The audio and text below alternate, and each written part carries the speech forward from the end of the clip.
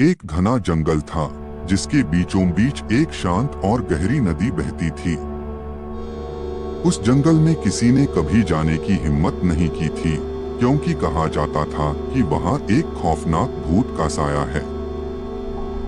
एक दिन रामू और श्यामू, दो साहसी दोस्त, इस जंगल की सच्चाई जानने के लिए निकले। जंगल में प्रवेश करते ही उन्होंने अजीब-अजीब आवाजें सुनी। कभी उन्हें उल्लू की आवाज सुनाई दी, तो कभी किसी अनजान जानवर के पैरों की आवाज। जैसे ही वे नदी के करीब पहुंचे, उन्होंने देखा कि वहां के पानी का रंग लाल हो चुका है। श्यामू ने घबराकर पूछा, ये कैसा पानी है? रामू ने जवाब दिया, यहाँ जरूर कुछ अनहोनी हुई है। तभी उन्हें किसी भारी जानवर के चलने की आवाज सुनाई दी। वे दोनों चौकन्ने हो गए। कुछ ही क्षणों में उन्होंने देखा कि एक बड़ा सांप नदी से निकलकर उनकी ओर बढ़ रहा है। जंगल में भागते हुए उन्हें एक बूढ़ा हाथी मिला। हाथी ने उनके रास्ते को रोकते हुए कहा, यह जंगल और यह नदी बहुत पुरानी है और इस नदी में एक गहरा रहस्य छिपा है। जो भी इस नदी के करीब जाता है वह वापस नहीं आता। इस नदी में एक पुरानी रानी का भूत बसता है, जिसने अपने पति के धोखे से व्यथित होकर यहाँ आत्महत्या की थी।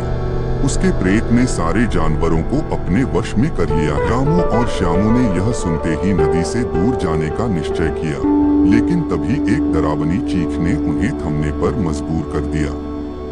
उन्होंने पीछे मुड़कर देखा तो एक अदृश्य शक्ति उन्हें अपनी ओर खींच रही थी।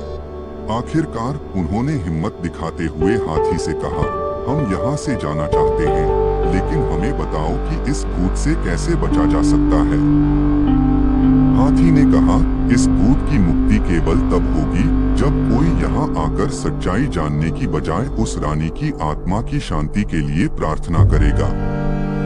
रामू और श्यामू ने हाथी की बात मानी और तुरंत नदी के किनारे जाकर रानी की आत्मा की शांति के लिए प्रार्थना की।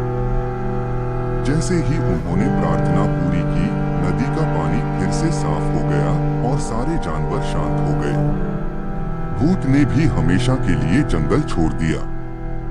इस घटना से रामू और श्यामू ने सीखा कि किसी भी समस्या का समाधान डर से नहीं, बल्कि धैर्य और समझदारी से होता है।